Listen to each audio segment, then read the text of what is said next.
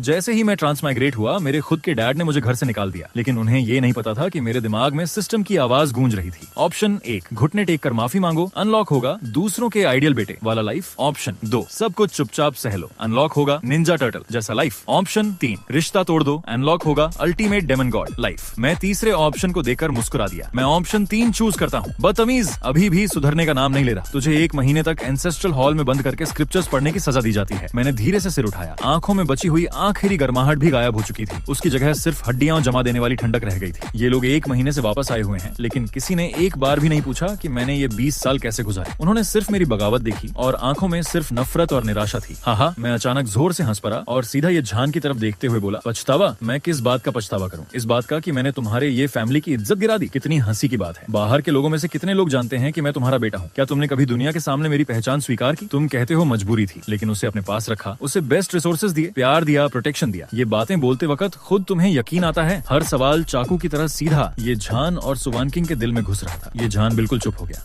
नालायक, ये तेरे बिगड़ने का बहाना नहीं बन सकता। मैं सेल्फिश हूँ। हाँ, मैं हूँ सेल्फिश। तुम महान हो, तुमने दुनिया बचाई, लेकिन अपने ही बेटे को छोड़ दिया। मुझे उनकी पुरानी मजबूरियों से कोई मतलब नहीं था। मैं बस इस बात से टूट चुका था कि वापस आने के बाद 1 महीने तक उन्होंने मेरी तरफ देखा तक नहीं। चेनेर साइड में खड़ी सुवानकिंग ने आखिर बोलना शुरू किया। उसकी आवाज में छुपी हुई निराशा साफ थी। तुम्हें अपने फादर से ऐसे बात नहीं करनी चाहिए। हाँ, हमने तुम्हारी फीलिंग्स इग्नोर की। मैं खुद टैक्सू सेक्ट जाकर ग्रेट एल्डर से बात करूंगी और तुम्हें बेस्ट रिसोर्सेज दिलवाऊंगी। हम तुम्हारी भरपाई करेंगे। हाँ, मैं और जोर से हंस पड़ा। हंसी में तीखा मजाक था। भरपाई? तुम लोगों की ऊपर से की गई दया मुझे चाहिए ही नहीं। ये झान गुस्से से कांपने लगा। खुद को देखो जरा, गुंडों जैसी आते हैं और तुम अपने छोटे भाई से कम्पीट करना चाहते हो। तुम्हारा एक भी पॉइंट उसके बराबर नहीं। मैंने दर्द भरी हंसी और नजर ये वुशुआंग की तरफ घुमाई। हाँ, मैं उसके जैसा नहीं हूँ। उसने बचपन से बेस्ट खाना पहनना, बेस्ट मास्टर्स का गाइडेंस और काउंटलेस ट्रेजर्स पाए, और मुझे रोज सोचना पड़ता था कि कल पेट कैसे भरेगा। अगर तुम्हारा बेटा इतना ही प्रकट है तो फिर मेरे जैसे निकम्मे को ढूंढने क्यों आए? मैंने तुम्हारा क्या बिगाड़ा है? ये सुनते ही ये झान और सुवानकिंग के चेहरे सफेद पड़ गए। बदमाश, किसने इजाजत दी तुझे फादर से ऐसे बात करने की? घुटनों पर बैठ जाओ। ये झान कुछ करता उससे पहले ही मेरा परफेक्ट छोटा भाई ये वुशुआंग आगे बढ़ा। उसका चेहरा ठंडा हो गया और एक जबरदस्त किलिंग इंटेंट मुझ पर लॉक हो गया। मैंने उसकी एरोगेंट आंखों को देखा और मजाक उड़ाते हुए हंस दिया। एक छोटा भाई अपने बड़े भाई को घुटने टेकने बोल रहा है? हाँ, मैं हंसते हंसते दोहरा हो गया। तू होता कौन है? उम्र और जनरेशन में मैं तेरा बड़ा भाई हूँ। क्या तुम्हारी फैमिली एजुकेशन ने यही सिखाया है कि बड़े भाई की बेइज्जती करो? एक ही लाइन ने ये वुशुआंग का चेहरा गुस्से से हरा कर दिया। मैंने और तीखा वार किया। तुम बस पेरेंट्स के फेवरेटिज्म पर जी रहे हो। सच में लगता है तुम बहुत टैलेंटेड हो। ये लाइन पूरी तरह ये वुशुआंग को एक्सप्लोड कर गई। तुम मौत ढूंढ रहे हो। वह इंस्टेंटली फ्यूरियस हो गया और सीधा मेरे सीने पर जोर से वार किया। एक पल में ही एक खतरनाक फोर्स ने मुझे हवा में उड़ा दिया। मुझे लगा जैसे सारे ऑर्गन्स हिल गए, मुंह से खून निकल पड़ा। वुशुआंग, रुक जाओ! सुवानकिंग शॉक में चिल्लाई और तुरंत आगे बढ़ी।